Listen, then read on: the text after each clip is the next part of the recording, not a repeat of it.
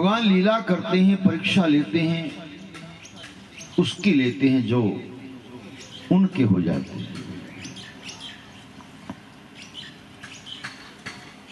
एक बार दुर्वासा जी ने जानबूझकर एक खेल किया है। पवित्र गंगा नदी में किसी स्त्री के सामने नग्न होना अशोभनीय और लज्जाजनक कार्य है। द्रौपदी की परीक्षा लेना चाहते हैं। ये पंच पतियों की एक पत्नी है, इसमें लज्जा है कि नहीं? कहीं लज्जाहीन तो नहीं हो गई? ये पवित्र है कि नहीं? कहीं अपने आप को अपवित्र तो मानने नहीं लगी? द्रौपदी गंगा जी में स्नान करने के लिए गए तो दुर्वासा भी गंगा जी में स्नान करने के लिए प्रवेश किया है।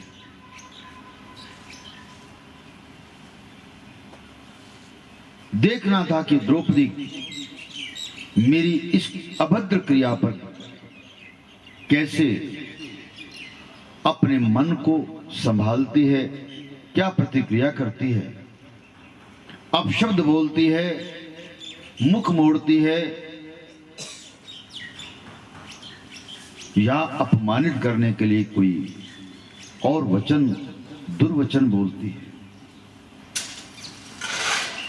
दुर्वासा ने अपने अंग वस्त्र को गंगा जी में त्याग कर दिया, पूर्ण नग्न हो गए।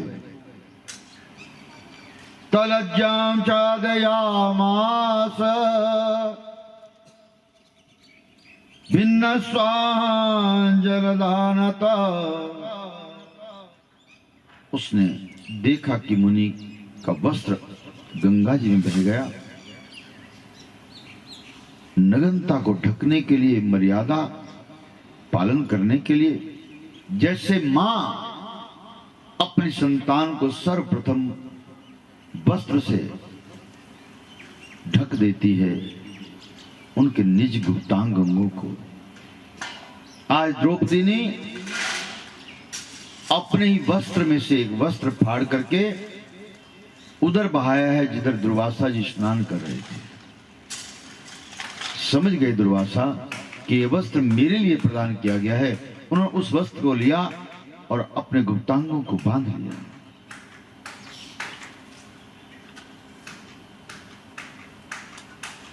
बहुत प्रसन्न हुए दुर्वासा। द्रौपदी च वरं प्रादान दत्तांजल्य विवर्धनम पांडवानां सुनीनैष्के द्रौपदी तद्वरात् पुनः। महर्षि दुर्वासा ने द्रौपदी को अक्षय अंजलि होने का वरदान दिया है कि तेरी अंजलि कभी भी खाली नहीं रहेगी, अक्षय रहेगी। इसी वर के प्रताप से जब वनवास काल में द्रौपदी पांडवों के साथ गई है, उस समय अक्षय पात्र जो दिया गया था वो इसीलिए था कि दुर्वासा ने पहले से ही उन्हें आशीर्वाद दिया था। ये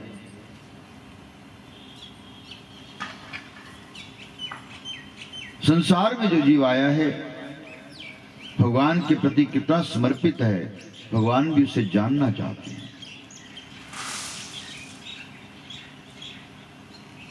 कितने प्रिय शरद कुमार जी, यह तो जगत विदित है। श्री राम की सहायता के लिए भगवान शिव ने ही हनुमान जी का स्वरूप धारण किया था। उसी स्वरूप में आशुतोष शंकर जी ने वो अद्भुत कार्य किए कि जिनका बखान नहीं किया जा सकता। एक बार भगवान विष्णु मोहिनी रूप में शिव के सामने आए। मोहिनी का यौवन, गौरवर्ण, मादक चाल ढाल देख करके शिव जी का मन क्षुभित हुआ, उनका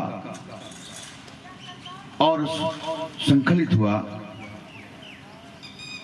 सब ऋषियों ने शिव के उस अमोघ धन को एक पत्ते पर संभाल कर रख लिया। और गौतम पुत्री अंजना के कर्ण में वह प्रवेश करा दिया, जिससे अंजना मैया ने गर्भ धारण किया है। उन्हीं के हनुमंत लाल जी का प्रादुर्भाव हुआ। भगवान के ये पुत्र हुए, भगवान का निज स्वरूप हुए। प्रचंड शक्ति के पुंज थे। बाल्यकाल में ही एक बार सूर्य को फल समझ करके आकाश मार्ग में गए और सूर्य को अपने मुख में रख लिया। सारे जगत में अंधकार हुआ है।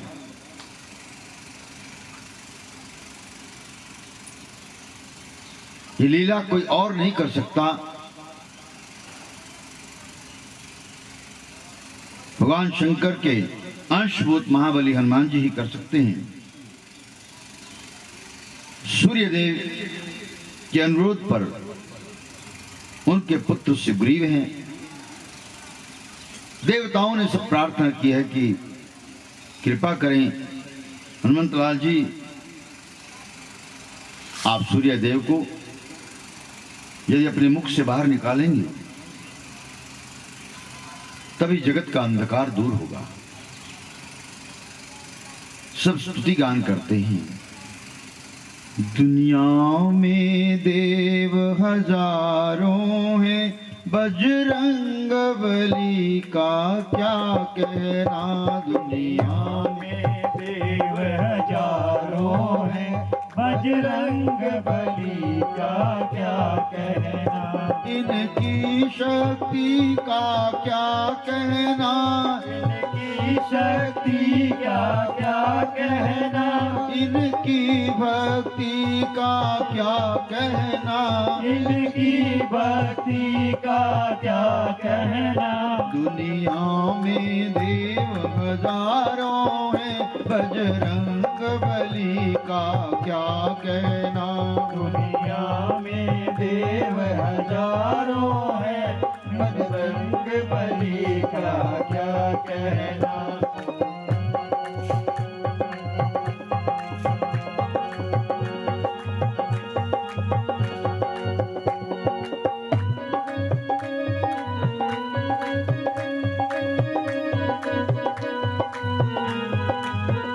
सतयोजन सागर लांग गए, योजन सागर लाग गए। ये गढ़ लंका में कूद गए। ये गढ़ लंका में कूद गए। रावण को हराना क्या कहना। रावण को हराना क्या कहना। लंका को जलाना क्या कहना। लंका को जलाना क्या कहना। दुनिया में देव हजारों हैं, बजरंग बली का क्या कहना। दुनिया में देव हजारों हैं, बजरंग बली का क्या कहना।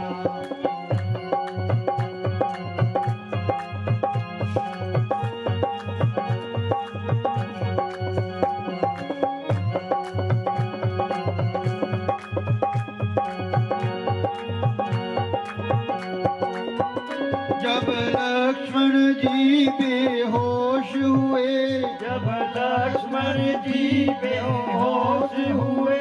संजीवनी बूटी लाने गए। संजीवनी बूटी लाने गए। पर्वत को उठाना क्या कहना। पर्वत को उठाना क्या कहना। लक्ष्मण को जिलाना क्या कहना। लक्ष्मण को जिलाना क्या कहना। दुनिया में देव हजारों हैं, बजरंग बली का क्या कहना। दुनिया में देव हजारों हैं, बजरंग बली का क्या कहना।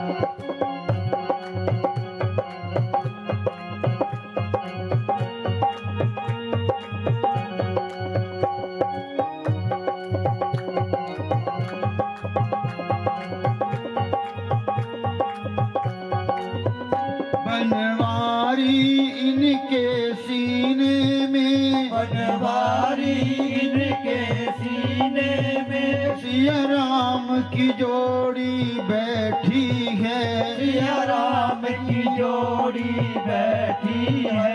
ये राम दीवाना क्या कहना, ये राम दीवाना क्या कहना, गुण गाए जमाना क्या कहना, गुण गाए जमाना क्या कहना। दुनिया में देव हजारों हैं, बजरंग बली का क्या कहना, दुनिया में देव हजारों हैं, बजरंग बली का क्या कहना। इनकी शक्ति का क्या कहना, इनकी भक्ति का क्या कहना, इनकी शक्ति का क्या कहना, इनकी भक्ति का क्या कहना। हनुमान जी ने रामावतार में नारायण की बहुत सहायता की है। लक्ष्मण जी को मूर्छा से जगाने के लिए संजीवनी लाए। अहि रावण लेके गया तो राम लक्ष्मण को उस पाताल लोक से लेके आए और स्वयं सेवक बनकर के उनकी पूजा अर्चना की है। हनुमान जी ने जाके सचेत किया है रावण को भी, समुद्र तरण, लंका दहन, संजीवनी सुलभ कराना, अहिरावण आदि का मर्दन करना। ये कार्य करने के बाद भी अपना नाम नहीं कहते। प्रभु की कृपा भयों सब काजो,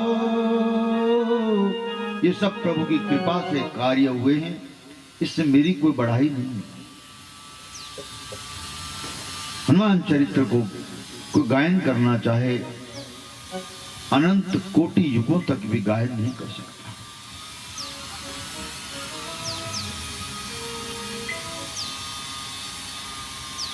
इनका चरित्र गाते सुनते मन स्वतः ही भगवत चरणानुरागी बन जाता है।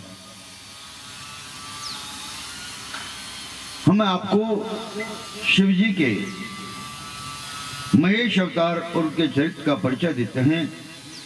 आप दक्षित होकर श्रवण करें। एक बार भगवान शंकर भगवती पार्वती की परस्पर रति क्रीड़ा की इच्छा हुई। उन्होंने भैरव जी को द्वारपाल बनाया और स्वयं सुरम में हर में भीतर चले गए। शिव और शिवा के सुदीर्घ काल तक एक दूसरे के प्रति भूख का जो सुख प्राप्त किया है, स्वतंत्र प्रकृति शिवा उन्मत्त स्त्रियों जैसी आकृति में बाहर आई। उनकी इच्छा से शिव भी उन्मत्त पुरुष का अभिनय करते हुए बाहर आए हैं। उनके विकसित रूप को देख करके भैरव के मन में भोग वासना की वृत्ति जागृत हुई। वे कामोत्तमन होकर के पार्वती को स्पर्श करने के लिए जैसे आगे बढ़ा, रुष्ट होकर के देवी ने भैरव को श्राप दे दिया। नारी दृष्ट्या पश्यसीत्या यतो मां पुरुषागम हतो भवधरायामि मानुष्व च भैरव।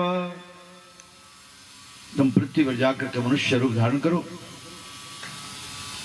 मृत्यु लोक के दुख भोगोगे। भक्ति शिवा के श्राप से भैरव कांपने लगे, हाहाकार होने लगी। भगवान भोलेनाथ को कुछ सहानुभूति हुई। करुणा अवतार भगवान शंकर ने शिवा से कहा, देवी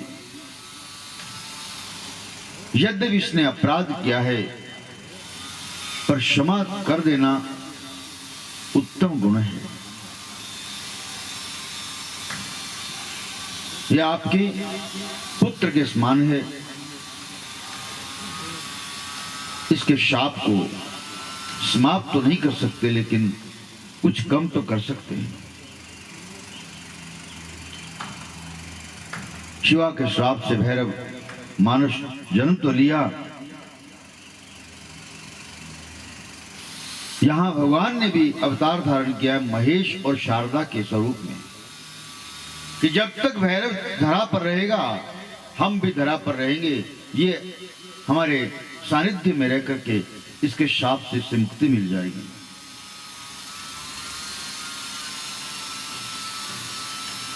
शिव करुणा वर्णालय हैं।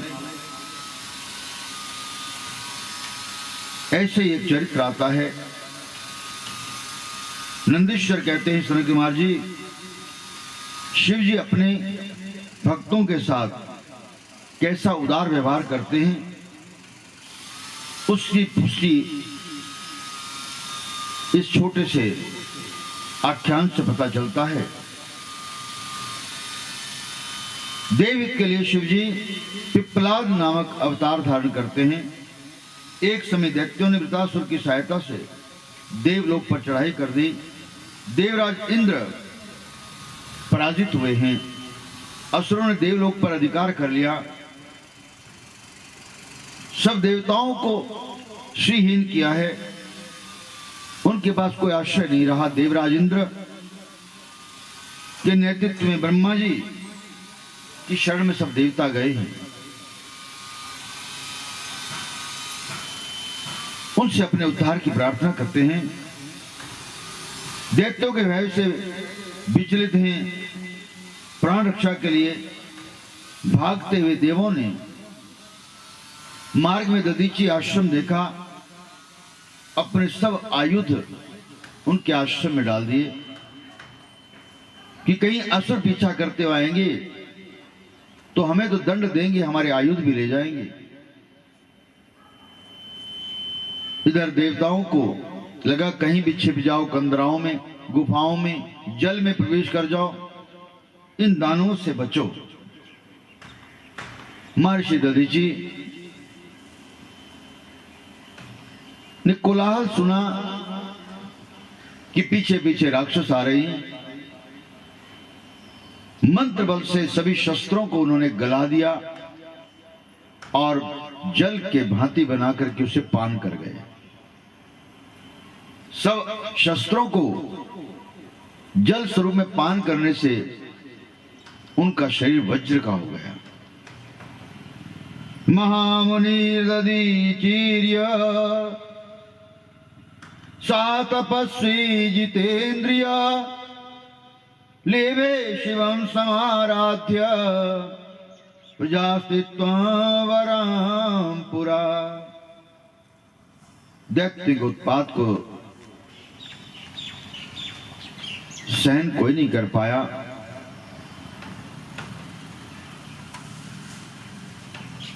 दैत्यों ने देवताओं को जब पकड़ा कि तुम्हारे शस्त्र कहां गए,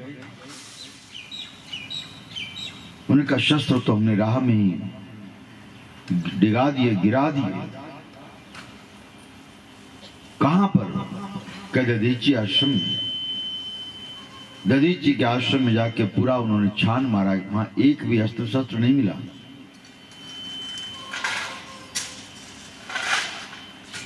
वापस चले गए। ब्रह्मा जी कहा है, देवताओं यदि इन असुरों का संहार करना चाहते हो, वृत्रासुर का वध करना चाहते हो, तो उन दधीची की शरण में जाओ, प्रार्थना करो। उनका शरीर वज्र का हो चुका। यदि वह तुम्हें अपनी अस्थियां दे दें तो उससे वज्र बनेगा और तभी इनका समापन हो सकेगा। महर्षि त्वष्टा और उनके पुत्र वृत्रासुर ने उत्पातों की झड़ी लगा दी। ऋषियों का, देवताओं का रहना दूभर हो गया।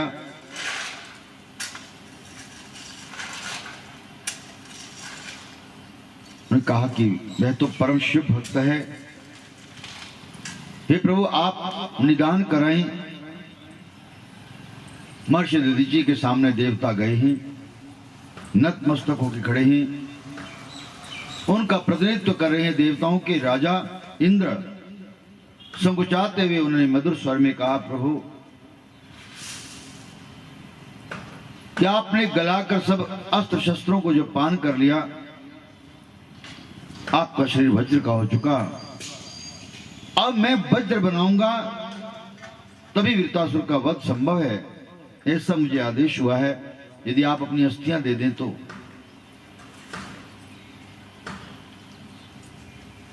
हम सब बंधनों से मुक्त हो जाएंगे। दधीचि ने अपनी स्वतः ही प्राणवायु को स्तंभन किया है। शरीर का त्याग करने से पहले कहा, ये देवताओं, यद्यपि आप ऐसा कर रहे हैं, पर यह संसार को आप अच्छा संदेश नहीं दे रहे। सुर नर मुनि जन की यह रीति, स्वार्थ लाग करें सब प्रीति। इस स्वार्थ के लाग में तुम प्रीति दिखा रहे हो। तुम्हारे स्वार्थ के लिए मैं अपने शरीर का त्याग करने के लिए तैयार हूं। स्वतः ही उन्हें अपने शरीर का त्याग किया।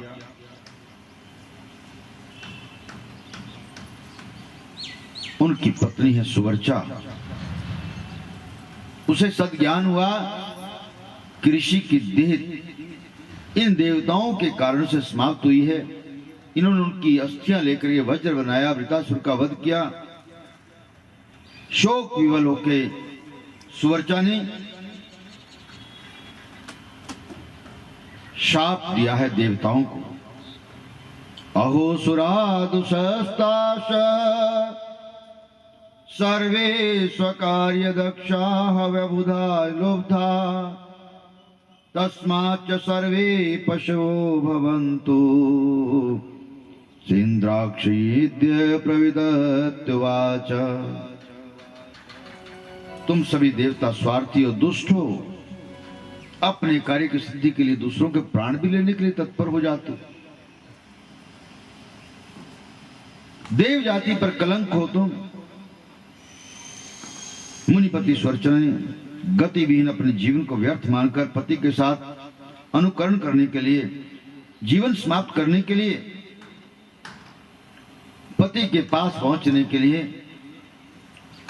लकड़ियां इकट्ठी की, चिता बनाई है। जैसे उसमें प्रवेश करने को तैयार हुई, भगवान शंकर की प्रेरणा से आकाशवाणी हुई है, साहसम ना कुरु प्राज्ञे शृणु मे परमं वचा, मुनि तेजस्तु युरे तदुत्पादय यत्नता, तथा स्वभष्ट चरणं देहि क्रतुं तुमर्हसि, सगर्भानादहेत् गात्र मिति ब्रह्म निदेशनम। हे विवेकशील देवी, गर्भ में तुम्हारे महर्षि का अंश परिपुष्ट हो रहा है। बालक को जन्म देने के बाद ही तुम अपने पति के पास जा सकती हो। अपने साथ में दूसरे जीव की हत्या नहीं कर सकते तुम। वह ऋषि का कुल दीपक होगा। जैसी तुम्हारी पति भक्ति है उसके अनुरूप भी, पर शास्त्र का मत है कि गर्भिणी स्त्री सती नहीं हो सकती।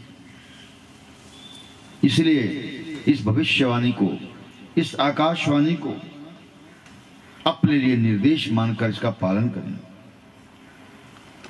सुवर्चा ने एक पत्थर लिया है और अपने उदर पर मारने लगी कि ये गर्भ ही मुझे सती नहीं होने दे रहा। इतने प्रहार किए कि प्रसव हो गया, बालक ने जन्म लिया है। बहुत सुंदर बालक है। उसकी प्रभा से 10 दिशाएं उद्भासित होने लगी। तथ्य क्या अनुभव हो गया कि मैं अपराध करने जा रही थी। ये स्वयं रुद्र ही अवतरित हुए हैं, ये अनुमान हो गया उसे। देवी सुवर्चा ने हेतात परमेशान चिरा तिष्ठास्य सन्निधौ अश्वतस्य महाभाग सर्वेषां सुखदो भवे। भगवान शंकर के अंशावतार प्रिय पुत्र इस अश्वत्थ वृक्ष के नीचे, पीपल के वृक्ष के नीचे आप चिरकाल तक स्थिर रहो, सभी प्राणियों के सुखदाता बनो। बालक को पीपल के वृक्ष के नीचे छोड़ करके आज सुवर्चा अपने पति लोक को चली गई। पतिव्रता स्त्री का पति के बिना कुछ भी नहीं है, सब शून्य है। महत्व है तो पति का।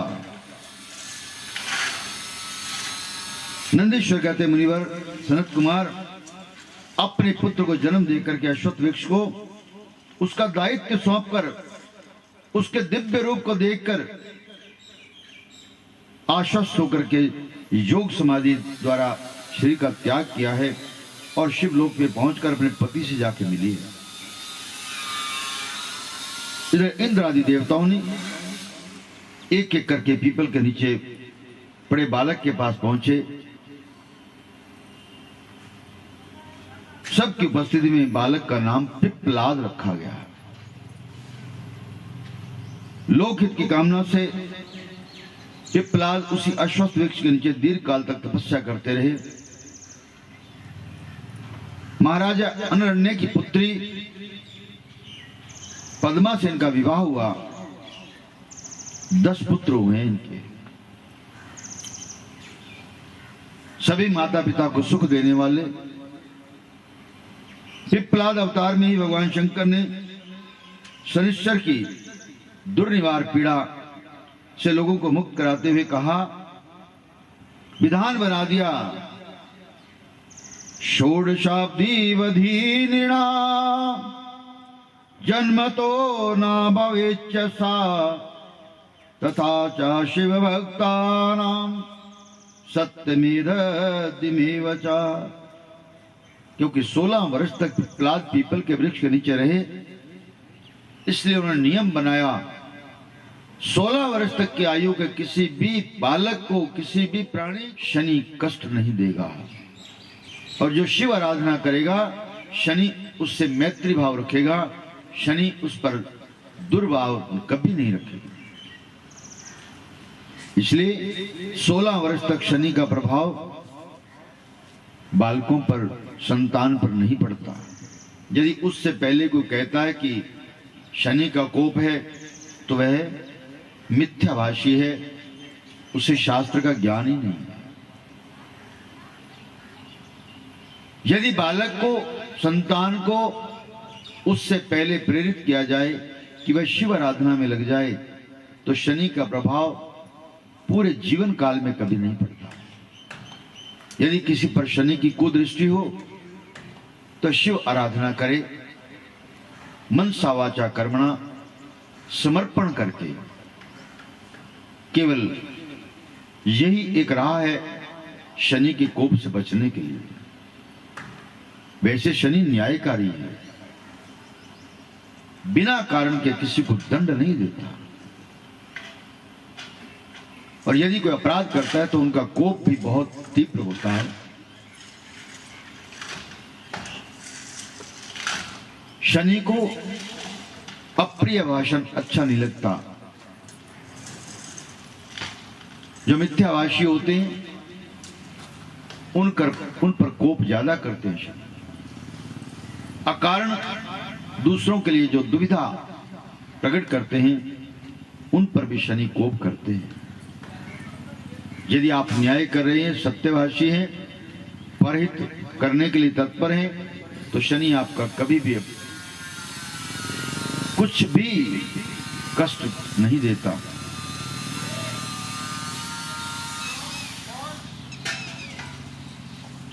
नारद जी कहते, महामुनि संत कुमार जी, आपको अपने भक्तों को भक्ति में दृढ़ता, निष्ठा की अडिगता, ऐसे अवतारों की जानकारी देना चाहता हूं। श्रद्धा पूर्वक होकर श्रवण करें। पूर्व काल में नंदीग्राम में महानंदा नाम की एक वैश्या थी। वह रूपवती होने के साथ साथ शिव भक्त भी थी। ग्राहकों को शारीरिक सुख देकर के वह धन प्राप्त करती। संगीत विद्या का उसे बहुत चाव होता।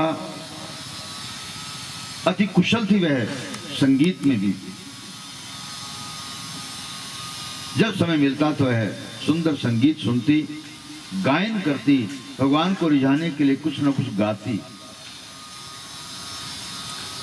भगवान स्तोत्र गायन से, स्तुति गान से बहुत शीघ्र प्रसन्न होते हैं। यदि हम भगवान के सामने जाके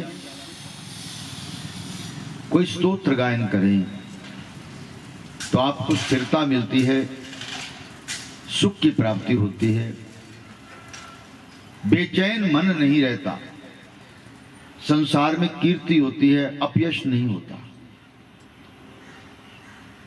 महानंदा ने एक वानर और एक कुक्कुट पाल रखा। उन्हें भी वह ताल देकर के नचाती है।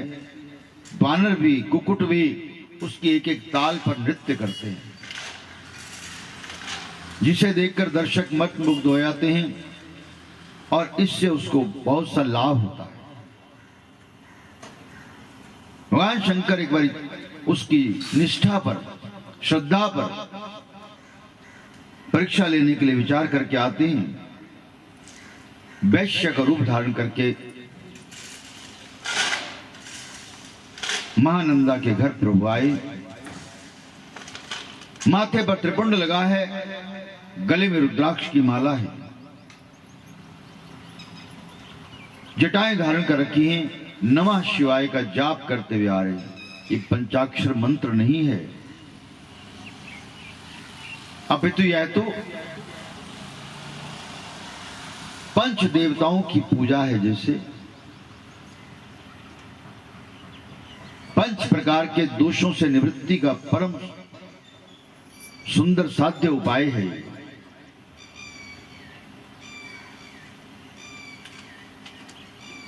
दैहिक, दैविक और आध्यात्मिक तापों की निवृत्ति करने का सबसे सरल मंत्र है ओम नमः शिवाय। जब इसका उच्चारण करते हैं तो सहज में ही मन शांत हो जाता है।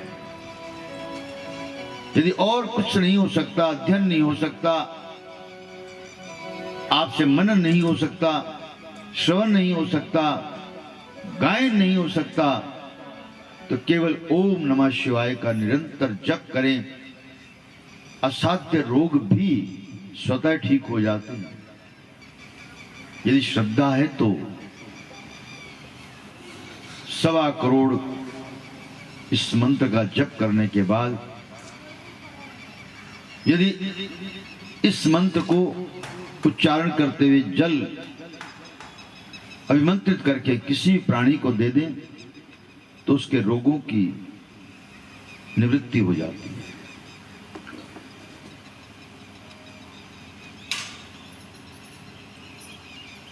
उस वैश्य के हाथ में कंगन है, रत्न जड़ित।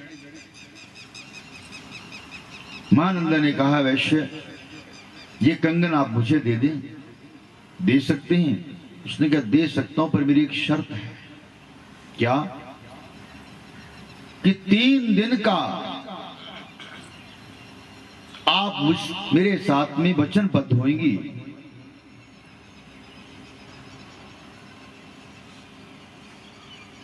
सूर्य और चंद्र को साक्षी बना करके आपको वचन भरना होगा। 3 दिन और 3 रात मेरे सिवाय आप किसी के साथ में नहीं बैठेंगे। तुम्हारे समर्पण के बदले ही मैं रत्न जड़ित कंगन आपको दे सकता हूं। आपको वचन करना होगा, उच्च स्वर में उच्चारण करना होगा। मां नंदा वैश्या ने कंगन लेने के लिए उस वैश्य की बात को माना। दिनत्रय महोरात्र पत्नी भूत्वा तव प्रभो सहधर्म चरामीति सत्यम ना संशय। मैं 3 दिनों तक आपकी पत्नी बनकर के एक निष्ठ भाव से आपको देह सुख देने का प्रण करती हूं। सूर्य और चंद्र इस बात के साक्षी हैं, मेरे इस प्रण के साक्षी रहेंगे। सूर्य चंद्र की ओर देख करके प्रणाम करती है। वैश्या ने अपने वचन को 3 बार दोहराया है। महानंदा द्वारा सब करने पर वैश्या ने अपना कंगन उस वैश्या को दे दिया और उन्होंने कहा, ये ऐसा वैसा कंगन नहीं है। इदम रत्नमयं लिंगा शैवमत्प्राणवल्लभा रक्षणीय त्वया कान्ते गोपनीयं प्रयत्नता। जिसे तुम साधारण कंगन मान रही होंगी, ये वस्तुतः मुझे प्राणों से प्रिय है। मेरे इष्टदेव भगवान शंकर का यह शिवलिंग है। अत्यंत सम्मान से इसकी रक्षा करनी होगी। शिवलिंग को सम्मान पूर्वक माथे से लगा करके नाट्य मंडप में उपयुक्त स्थान पर उनको विराजमान कराया। वैश्य ने रात्रि में प्रण के अनुसार रमण किया। रात बिताकर जो ही वैश्या उठी है, देखती क्या है, नाट्य मंडप के भीतर से अचानक अग्नि की प्रचंड ज्वालाएं निकल रही है। चारों ओर से अग्नि ने घेर लिया। वायु का प्रवेश होने लगा, अग्नि और तीव्र होती चली गई। इसी मध्य नाट्य मंडप पे रखे हुए शिवलिंग स्वरूप कंगन जो है वह भी जलने लगे। वैश्या ने कंगन को नहीं संभाला, पहले अपने वानर और कुकुट को द्वार से बाहर की ओर निकाला कि उनकी रक्षा करना। शिवलिंग के जल जाने के बाद वैश्य स्वरूपधारी भगवान शंकर ने वैश्या के मनोभाव को जानने के लिए कहा, यह शिवलिंग मुझे प्राणों से प्रिय थी। अब उनके जल जाने पर मेरे जीवन का अर्थ में कुछ नहीं रह जाता। मैं अपने शरीर को छोड़ने जा रहा हूं। यदि ब्रह्मा विष्णु इंद्र आदि देवता चाहे तो मुझे इस निश्चय से विरत कर सकते हैं। वैश्य के दृढ़ निश्चय को देख करके महानंदा वैश्या बहुत दुखित हुई। सेवकों को आदेश दिया कि बाहर एक चिता जलाई जाए। जैसे ही वैश्य रूप शंकर स्वरूप धारी वैश्य चिता में प्रविष्ट हुए, महानंदा व्याकुल होकर के विलाप करने लगी। बंधु बांधवों को संबोधित करती है, मैंने रत्न कंगन से इस वैश्य से लेते हुए दृढ़ प्रतिज्ञा की थी, 3 दिनों तक मैं उसकी पत्नी स्वरूप में रहूंगी।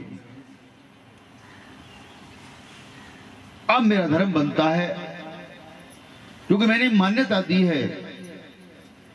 उसने अपना शरीर दहन कर दिया और मैं भी अपना शरीर अब दधकती ज्वाला में डालना चाहती हूं। महानंदा अपने वचन पर बद्ध है। जैसे कूदने जा रही अग्नि में, वारयामास भीष्मात्मा प्रादुर्भूत स वै शिवा। शिव जी अपने यथार्थ स्वरूप में प्रकट हो गए। महानंदा को आत्मदाह करने से रोक दिया। अपनी प्रत्यक्ष देख करके महानंदा स्तब्ध हो गई, प्रेम से विह्वल होकर उनके चरणों में प्रणाम करती है। भगवान संबोधित करते हैं, सत्यम धर्म च धैर्यं च भक्तिं च मयि विश्चलां परीक्षितुं तत्संकाशं वैश्यो भृत्वा हमागता। देवी, तुम्हारे सत्य को, धैर्य को और निश्चल भक्ति को देख करके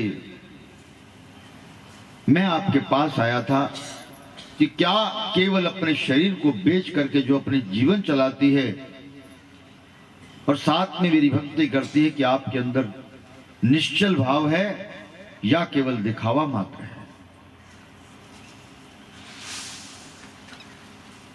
आभार प्रकट किया। वैश्या ने भगवान के श्री चरणों में नमन करती हैं। नामे वांछासि भोगेषु भूमो स्वर्गे रसातले त्वया पादाम्बज स्पर्शा धन्य किंचित् कामये। मुझे धरती, पाताल, स्वर्ग के सुलभ सुख साधनों के उपयोग की कोई इच्छा नहीं है। मुझे तो आप अपने चरण कमलों का ध्यान करने की, भक्ति का वरदान दें। मेरे अनुचरों, परिवारजनों सहित अपने लोक में स्थान प्रदान करें। मैं आवागमन के चक्र से छूटना चाहती हूं। नंदीश्वर कहते हैं, महानंदा वैश्या के निश्चल भक्ति पूर्ण वचन सुनकर परम कृपालु भगवान शंकर ने वैश्या को सखियों सेविकाओं सहित उस परम पद को प्रदान किया है। इसी प्रकार भद्रायु की परीक्षा लिए भगवान ने द्विजेश्वर अवतार का वर्णन किया है। भद्रायु ऋषभ देव के प्रभाव से अपने शत्रुओं पर विजय पाने के लिए,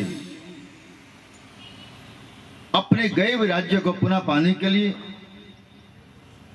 भगवान की भक्ति से प्रयास करते हैं और सफल होते हैं। उनका वैभव नष्ट हो गया था, सिंहासन चला गया था, तो भद्रायु ने महाराज चित्रांगद और महारानी समंतका की पुत्री रूपवती, जो अति शीलवान है, कीर्ति मालिनी से विवाह किया। एक बार बसंत ऋतु में भद्रायु अपनी साध्वी पत्नी के साथ विलास करने के लिए गहन वन में पधारे। भगवान शिव और पार्वती भी उसी वन में रमण कर रहे, ब्राह्मण और ब्राह्मणी के स्वरूप में। भगवान ने माया से एक मायावी व्याघ्र उत्पन्न किया है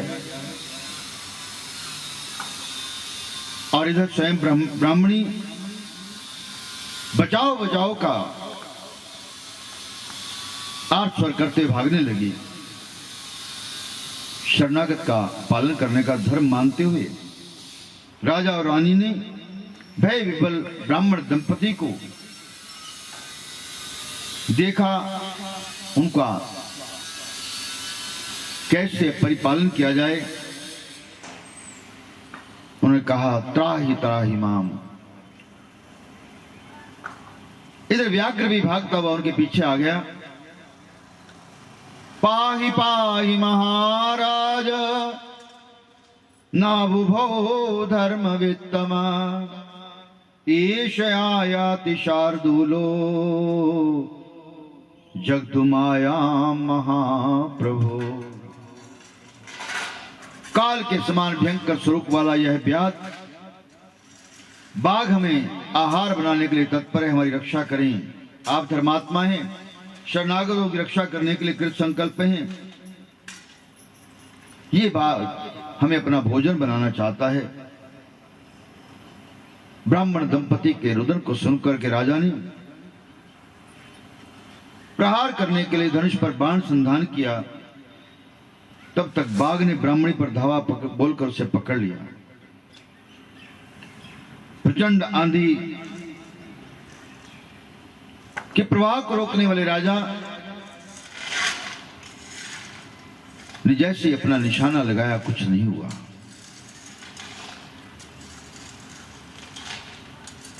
बदायूं के वाणियों का बाघ पर कोई प्रमाण नहीं हुआ। रोते विलखते पछताते राजा को कोसते हुए ब्राह्मण बोला, हे राजन, अमोघ और निश्चित प्रभाव दिखाने वाले शस्त्रास्त्र, अपने टंकार से शत्रुओं को मूर्छित करने वाले, 12,000 गजों से सुसज्जित अजय वाहिनी का क्या हुआ तुम्हारा? तुम तो एक साधारण बाघ का भी नाश नहीं कर सके। शरणागत की रक्षा करना तुम्हारा धर्म बनता था। आर्तानां शरणार्तानां त्राणं कुर्वन्ति पार्थिवा प्राणोर्देश्च धर्मज्ञ तद्विना नाप्रितोपमा। दीन दुखियों की रक्षा करना तुम्हारा धर्म था, परंतु मुझे तो निराशा ही हाथ लगी। आपके सामने देखते देखते बाघ ने मेरी पत्नी को समाप्त कर दिया। ब्राह्मण के चरणों में गिड़गिड़ाते हुए राजा कहते हैं, प्रभु कृपा कुरु मयि ब्राह्मण शत्रबंधो हतोजसी शोकम त्यज महाप्राज्ञ दास्यामद्य तो वांछितम। मुझे लगता है व्याघ्र के वेश में कोई दिव्य विभूति थी, मेरे शास्त्रवीर्य को कलंकित करती हुई चली गई। मानो कील दिया उन्होंने मेरे शस्त्रों को, शस्त्रों के प्रवाह रुक गए, प्रहार से उन्हें कुछ भी नहीं हुआ।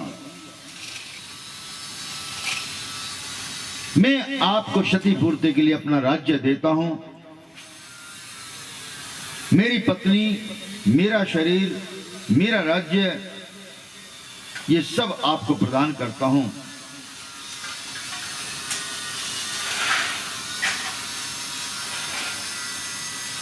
राजन, तुम ये क्या कह रहे हो? एक पशु के आगे आत्मसमर्पण करके कायरता का परिचय देते हुए, अंधे को दर्पण दिखाने जैसे, भिखारी द्वारा घर बसाने जैसे, अशिक्षित और धर्मगत भेंट करने की स्त्रीविहीन पुरुष का धन सौंपने जैसा निरर्थक प्रयास कर रही। भद्राई विनयवाणी बोले, हे ब्रह्मदेव, हे भूदेव, मैं आपका अपराधी हूं, शरणागत की रक्षा नहीं कर सका। मैं आपको अपनी साध्वी पत्नी, जो पतिव्रता है, गुणशील संपन्न है, उन्हें सौंप दूंगा। आप जीवन अपना सुख में बिताइए। ब्राह्मण ने कहा, तुम्हारा प्रस्ताव तो अच्छा है, किंतु पराई पत्नी को उपभोग में लगाने वाला पाप का प्रायश्चित मैं कैसे करूंगा? फिर भी उन्होंने कहा कि ठीक है, तुम अपनी पत्नी मुझे दे दो, मैं संतुष्ट हो जाऊंगा, अन्यथा शरणागत की रक्षा न कर पाने के अपराध में तुम्हें नरक की यातना भोगनी पड़ेगी। राजा ने अपनी पत्नी सौंपने का दुख असह्य है, लेकिन प्रदान किया। स्वर्ग लोक से देवताओं ने पुष्प वृष्टि की है। आपकी सत्यनिष्ठा के फल, आपने इतना कर्म किया, भगवान शिव प्रकट हो गए। भद्राई ने भगवान के दर्शन किए, कृतार्थ हो गया। प्रभु, आपकी लीला न्यारी है, मैं वर्णन नहीं कर सकता।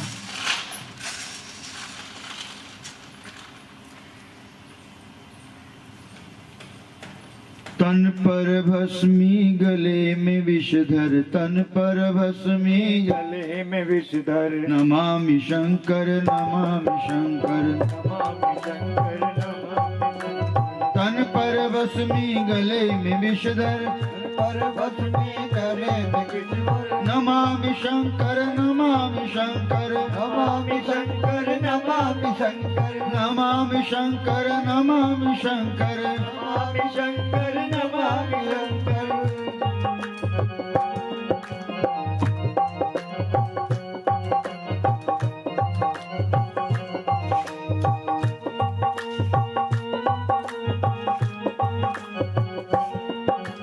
जटा में गंगा की धार विराजे जटा में गंगे धार विराजे जटा में गंगा की धार साजे जटा में गंग की धार साजे मस्तक पे तिर चंदन विराजे मस्तक पे तिल चंदन विराजे करू में अस्तुत तुम्हारी शंकर स्तुति तुम्हारी शंकर करू मैं अस्तुति तुम्हारी शंकर करूं मैं स्तुति तुम्हारी शंकर नमामि शंकर नमामि शंकर नमामि शंकर नमामि शंकर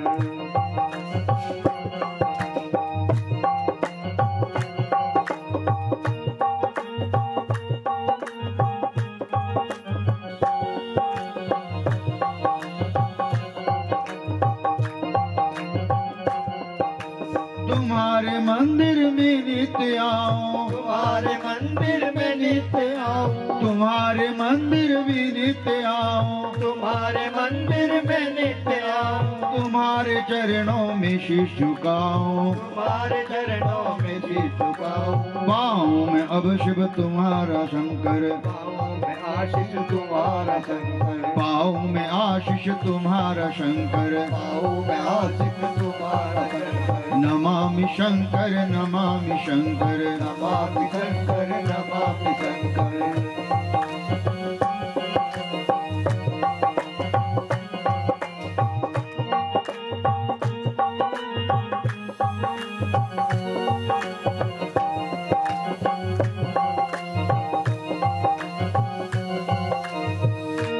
कण कण में प्रभु तुम हो व्यापक कण में प्रभु तुम हो व्यापक कण कण में प्रभु तुम हो व्यापक कण कण में प्रभु तुम हो व्यापक तुम्ही हो भक्तों के कष्ट नाशक तुम्हीं हो भक्तों के कष्ट नाशक सदा विचरते रहो महेश्वर सदा विचरते रहो महेश्वर सदा विचरते रहो महेश्वर सदा विचरते रहो महेश्वर नमामि शंकर नमामि शंकर नमामि शंकर नमामि नमामि शंकर शंकर नमामि शंकर नमामि शंकर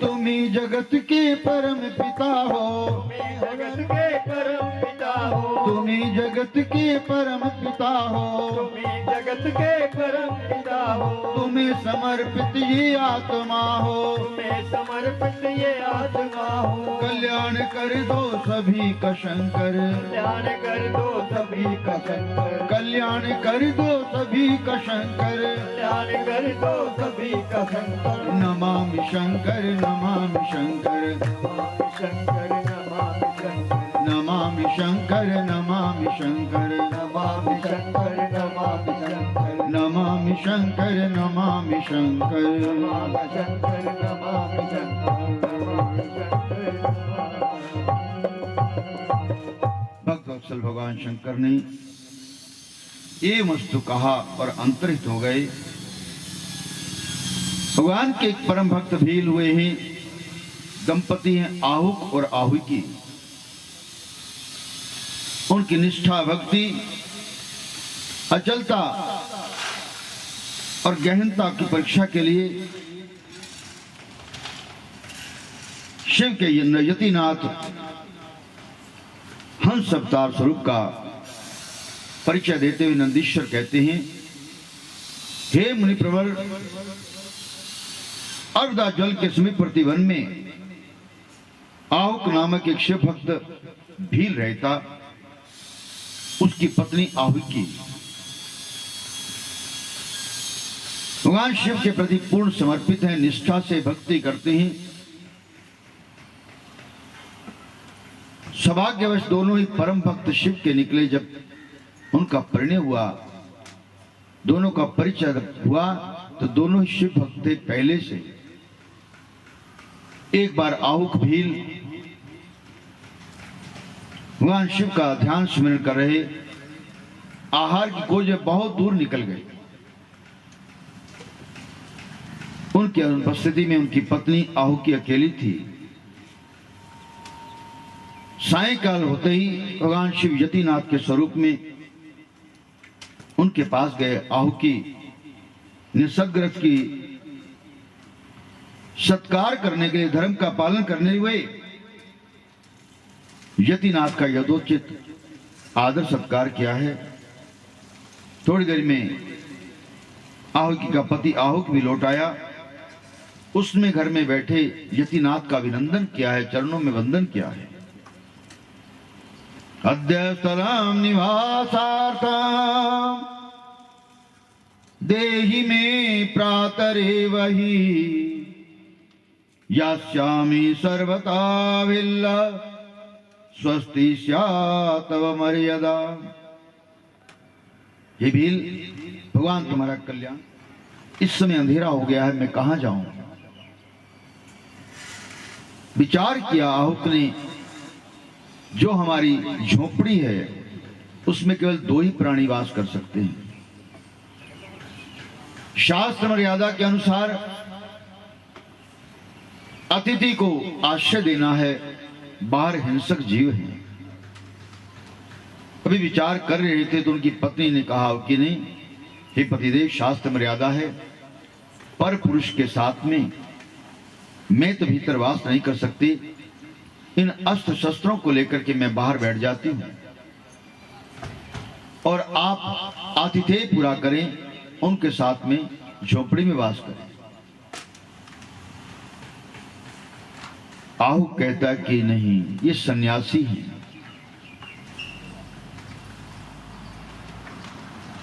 मैं जानबूझ करके तुम्हें मौत के मुंह में नहीं डाल सकता।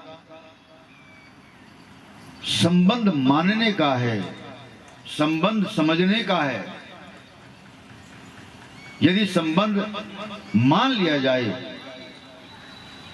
तो ये पिता स्वरूप भी हो सकते हैं, ये पुत्र स्वरूप भी हो सकते हैं और ये भाई स्वरूप भी। लेकिन इनके समक्ष कुछ कहना नहीं है, देखना है कि वह किस स्वरूप में आए। भक्तों के लक्षण यही है कि वे सब पर विश्वास कर लेते हैं, उनके भीतर में कोई किसी प्रकार की द्वैत भावना नहीं रहती, वो सभी को अपने जैसा मानते हैं।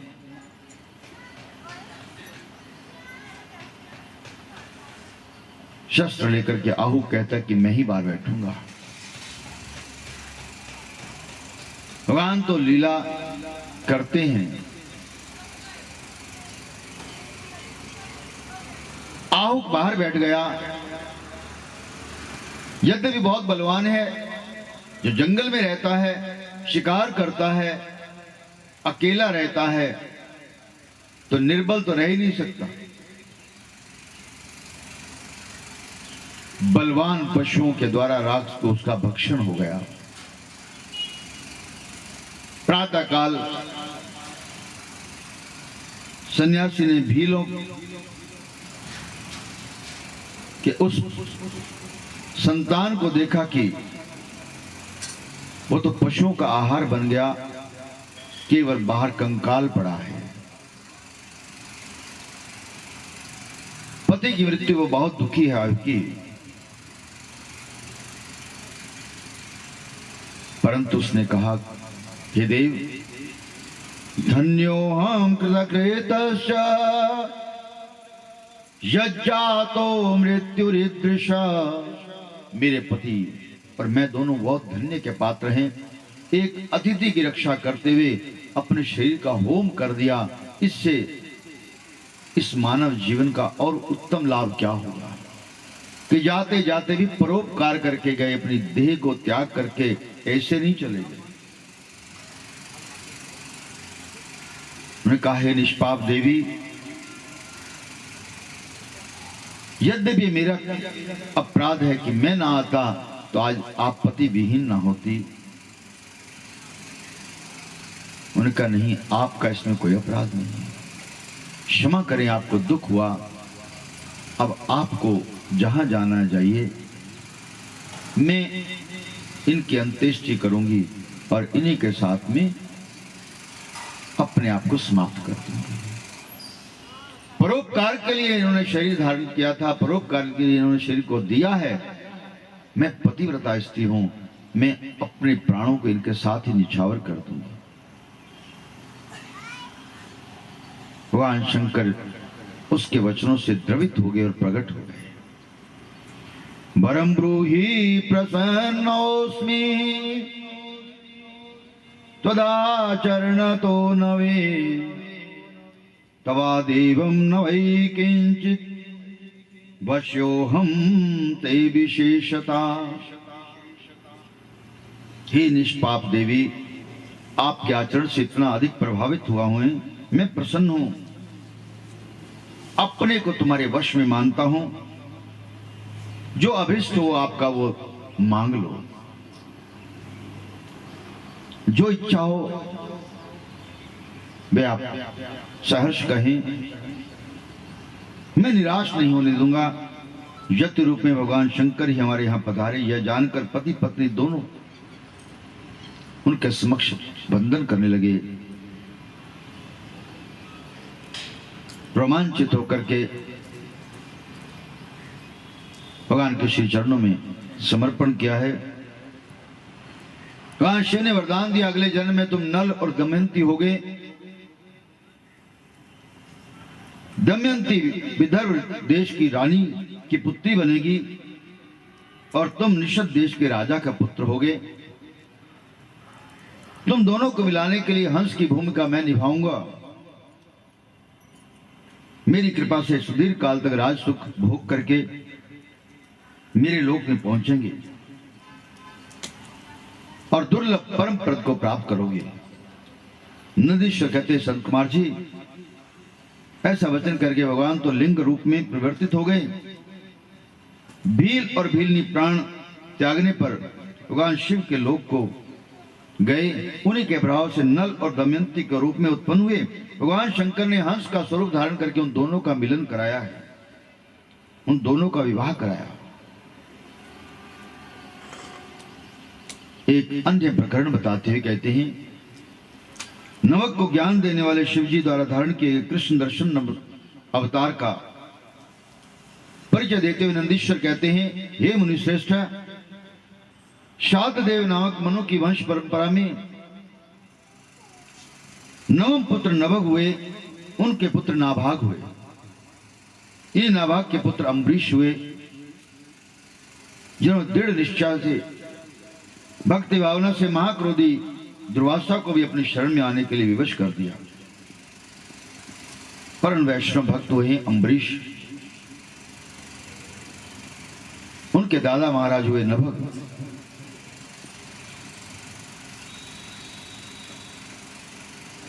अम्बरीश जैसा भक्त कोई धरा पर बार बार नहीं आता। राजा होते हुए भी अम्बरीश राज का धन उपयोग नहीं करते।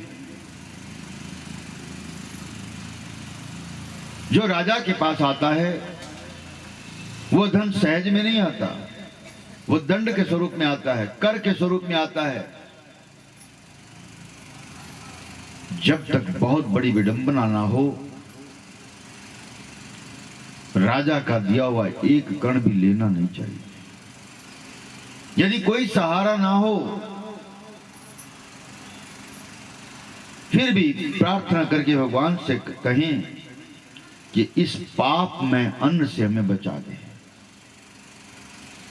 कर स्वरूप में जो लिया जाता है, जो टैक्स देते हैं, जो जुर्माने लगते हैं, वही पैसा सरकार के पास होता है। और कोई भी टैक्स जुर्माना इच्छा से या सुखपूर्वक नहीं देता, दुखी होकर के देता। वो दुख का, कष्ट का, पाप का धन जब राजा बांटता है और सहर्ष लेकर के कोई ये जान ले कि ऐसे ही मिल गया तो इसका उपभोग करो, मौज करो, ऐसे नहीं। राज अन्न लेने के बाद में अनंत गुना उसके पाप से छूटने के लिए बिना भगवत भजन के मुक्ति नहीं मिल सकती। एक समय का यदि अन्न राजा का खा लिया तो 2 प्रहर तक कम से कम गायत्री का जप करें। 2 प्रहर तक महामृत्युंजय का जप करें, तब उस पाप के धन को आप कुछ अंश बचा पाएंगे। आज सरकार देती है कि पेंशन ले लो, प्रलोभन देते हैं। ये कलयुगी राजा हैं, उनको कोई सरोकार नहीं है कि प्रजा को दुख मिलेगा या सुख मिलेगा। अपने स्वयं सुख के लिए प्रलोभनों के द्वारा जगत में नाना प्रकार के वितरण करते हैं। इच्छा से नहीं लेना चाहिए, स्वेच्छा से नहीं लेना चाहिए। यदि हो सके तो अपने परिश्रम का अन्न लें, उसी को पाएं। 3 समय भोजन ना मिले लेकिन परिश्रम का अन्न यदि एक समय मिल जाए तो वही पालें। आज बड़े बड़े सेठ साहूकार जिन्होंने बहुत धन उपार्जन किया और अंत समय आया तो संतान ने सब छीन के उनको घर से बेघर कर दिया। अभी हाल की घटना है,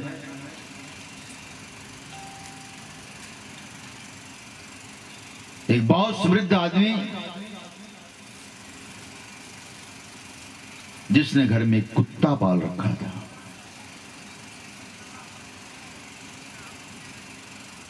अचानक एक दिन कुत्ता वो गायब हो गया। बड़े लोगों के कुत्तों को ढूंढने के लिए भी कर्मचारी अधिकारी भागते हैं, और एक साधारण व्यक्ति का बालक खो जाए तो उसके लिए कोई परवाह नहीं करता।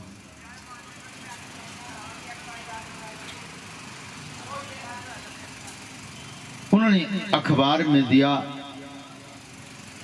रेडियो पर दिया, टेलीविजन पर दिया, उस कुत्ते की फोटो छुपा के जगह जगह इश्तिहार लगा दिए कि जो इसकी सूचना देगा उसे इतना पारितोषिक दिया जाएगा। तब तक एक उनको दिए हुए नंबर पर सूचना मिली कि जिस कुत्ते की फोटो आपने डाल रखी है, ऐसा कुत्ता तो हमारे आश्रम में आया है, यदि आपने आना है तो आ जाइए। पूछा कहां पर है आपका आश्रम? यहां पर है। कितनी देर में आ जाओगे? कि बस जितनी देर में गाड़ी में बैठ के वहां तक आ सकते हैं, जल्द से जल्द पहुंचूंगा। 50 लाख की गाड़ी, भगाते हुए हाँफते हुए पहुंचे। द्वार पर जाके गाड़ी खड़ी की है। एक वृद्ध व्यक्ति ने पूछा कैसे आए? कि आपने भी फोन पर कहा था ना कुत्ता आपके पास में? हाँ है। कहाँ है? जल्दी से बताओ, मेरे प्राण छूट जाएंगे जब तक मैं देखूंगा नहीं। उन्होंने कहा प्राण छूट जाएंगे? हाँ। 7 नंबर के कमरे में जाओ, वहां कुत्ता किसी के सानिध्य में है। ये नहीं बताया कि किसके सानिध्य में। भागता गया और कुत्ता वहां पर एक माई के चरणों को चूम रहा है। तो माई और कोई नहीं थी, उसी व्यक्ति की मां थी। उस आश्रम के उस वृद्ध ने आके धिक्कारा है, तुम जैसा कर्महीन, जिस मां को तुमने अपने घर से निकाल कर वृद्धाश्रम में भेज दिया, तुमसे तो कुत्ता अच्छा है। जो तुम्हें त्याग करके आ गया, तुम्हारे सुखों को त्याग करके आ गया, उस मां के चरणों को स्पर्श कर रहा है। और तुम मूर्ख निर्दयी, जिस मां ने तुझे जन्म दिया, तूने उसी का तिरस्कार कर दिया। ये पाप की सजा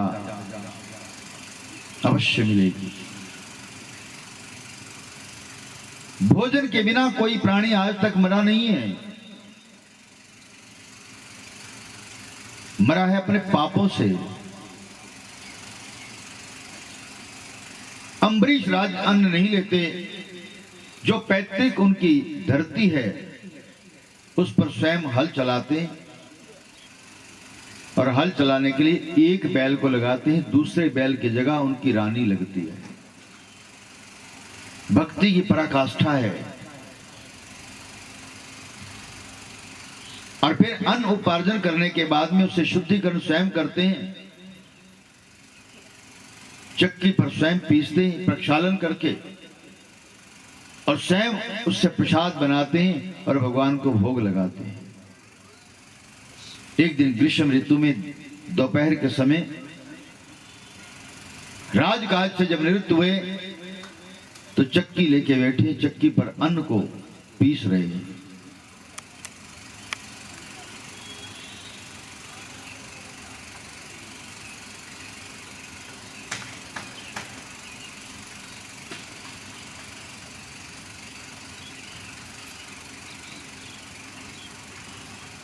तब तक पीछे से मंद सुगंध हवा आई। मुड़ के देखते हैं तो भगवान अपने पीतांबर से हवा कर रहे हैं अम्बरीश की। भगवान ये क्या है? भगवान कहते अहम भक्ता पराधीनो, मैं तो भक्तों के अधीन हूं। है स्वतंत्र द्विजा,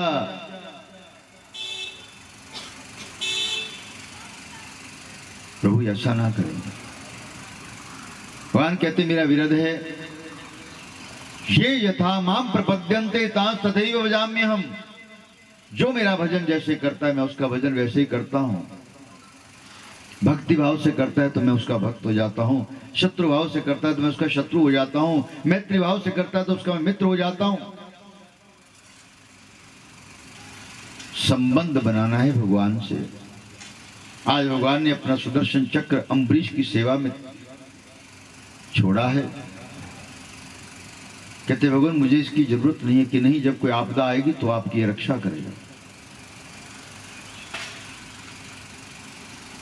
अम्बरीश ने प्रण लिया है, वचन भरा है, नियम लिया है, 1 वर्ष तक एकादशी का निर्जला व्रत करूंगा। निर्जला क्या है? केवल जल ना पीना ही निर्जला व्रत नहीं है। जिस दिन निर्जला व्रत करेंगे उस दिन ना तो हम जलेंगे ना हम किसी को जलाएंगे। हमारे मनसा वाचा कर्म से किसी के हृदय में जलन ना हो जाए, इसलिए निर्जला है। हम तो जल का त्याग करके सोच लेते हैं कि निर्जला व्रत हो गया, वह भी पूर्ण नहीं होता। उसके लिए भी प्रातः काल उठ के एक बार लोटा भर के पी लेते हैं। वे दिवस में कहते महाराज छूट तो होगी ना, एक बार हम शिकंजी पी सकते हैं। ज्यादा तो कुछ नहीं लिया, सुबह थोड़ा दूध लिया था, फिर 1 गिलास मट्ठा पिया था, जल नहीं पिया। तो ये क्या है सर? फलों का जूस ले लिया, जल नहीं पिया। फलों का जूस क्या है?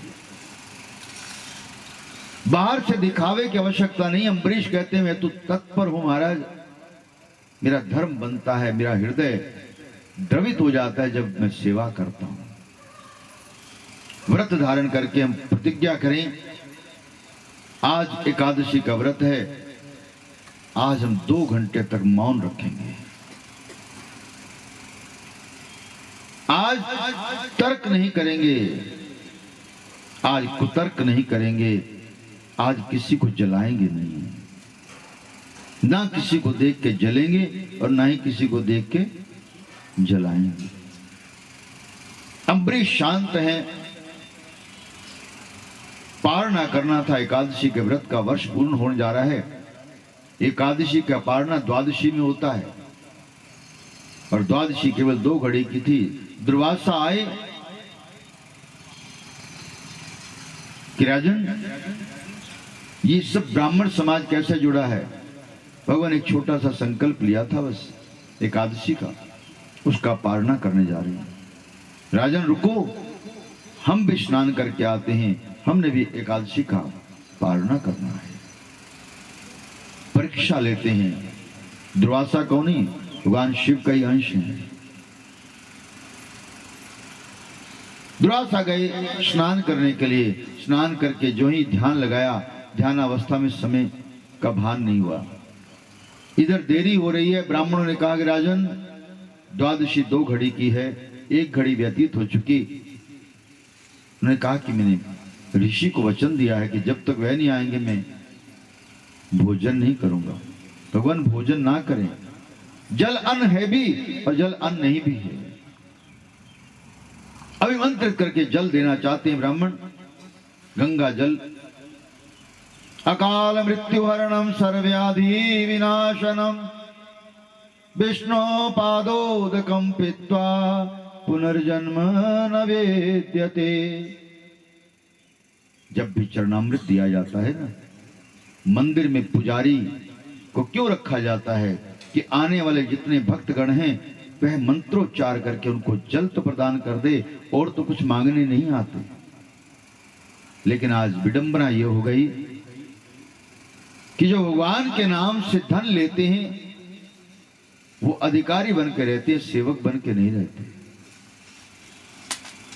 अभिमंत्रित जल देने से जो उस जल को पान करता है उसका भीतर और बाहर शुद्ध हो जाता है, भक्ति स्वरूप हो जाते हैं।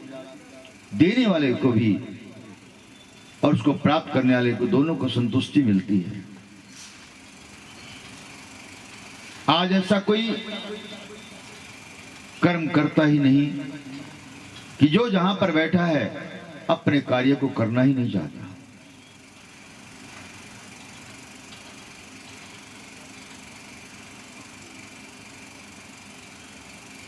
अम्बरीश को जल दिया,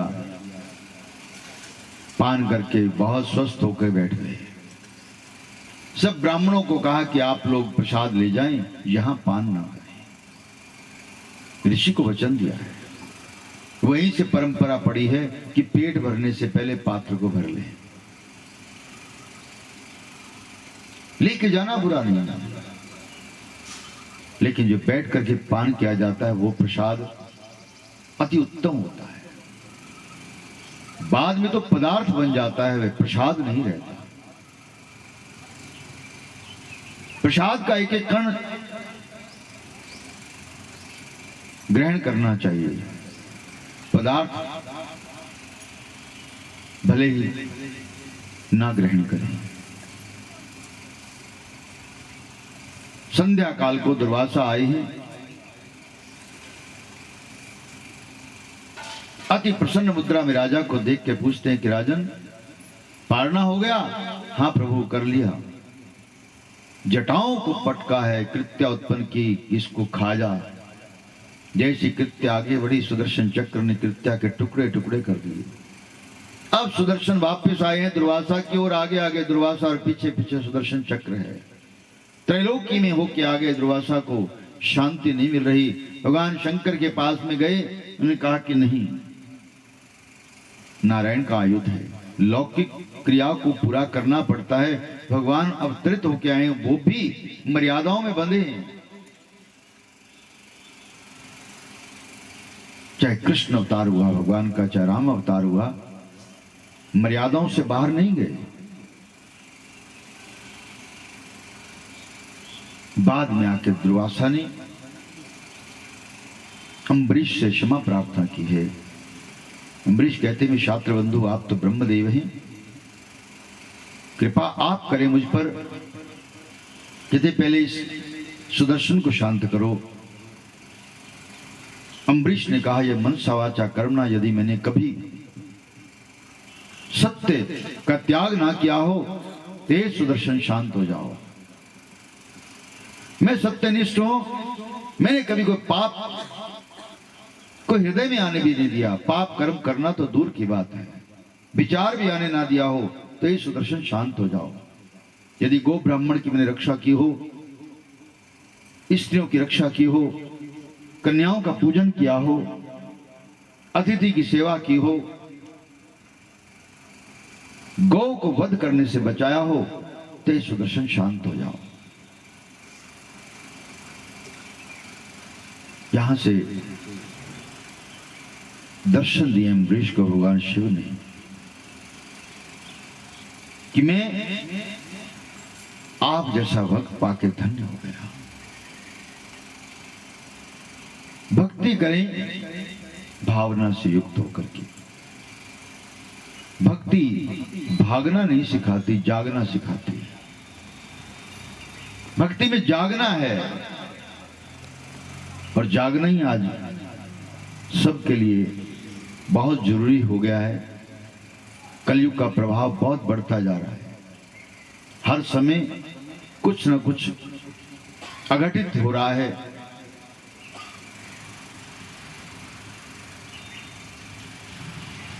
यहां पर एक विचार दिया,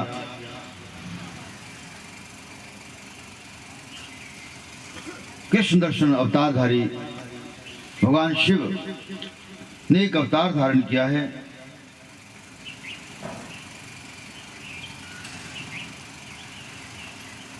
अंगिरा गोत्रीय ब्राह्मण एक बहुत बड़े यज्ञ का अनुष्ठान कर रहे। छठे दिन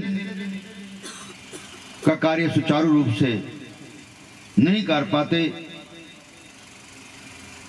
अपने विश्वदेव संबंधी 2 सूक्त चाहिए उनको। इधर नवक के पुत्र जो सबसे छोटे हैं, नावाक के पुत्र हैं, नवक सबसे छोटे हैं। ये गुरु से गुण लेने के लिए उनके आश्रम में जाके रहे, विद्या अध्ययन किया। इनके भाइयों ने सारी पैतृक संपत्ति इनके आने से पहले बांट ली, सर्वस्व ले लिया, उनके भाग को नहीं छोड़ा। जब वे अध्ययन करके वापस आए तो भाइयों से कहा कि मेरा हिस्सा कहाँ है? और कहते वो तो हमने ले लिया, पिता ने बांट के दिया है, जाके पिता से ले लो। विभाजन आपने किया कि पिता ने किया? पिता ने किया है। पिता ने कहा वत्स, ना तो मैंने तुम्हारा भाग सुरक्षित रखा है और ना ही तुम्हारे लिए कोई उत्तम द्रव्य भोग्य साधक जो रख दिए हो। मैं अपने कर्तव्य को निर्वहन करने में भूल कर गया। क्षतिपूर्ति आपकी कैसे, उसका सुझाव दे सकता हूं। यज्ञ अनुष्ठान के 6वें दिन के जो मुख्य मंत्र है मैं आपको देता हूं, उससे आपकी क्षतिपूर्ति हो जाएगी। कस्त्वं गृह्णामि पुरुषा ममेदं वास्तुकं वसो प्रेषिता केन तत्सर्वं सत्यं वद ममाग्रता।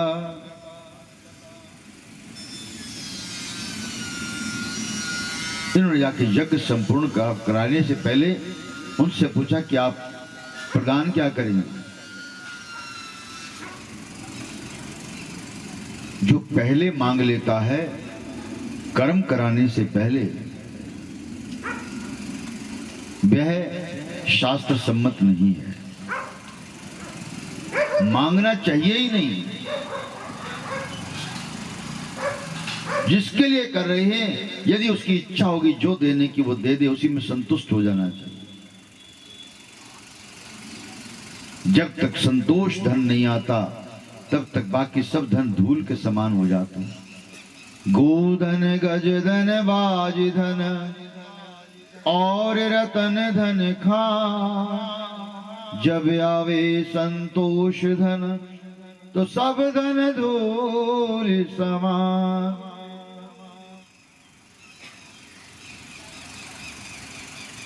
ने कहा कि जो यज्ञ करने के बाद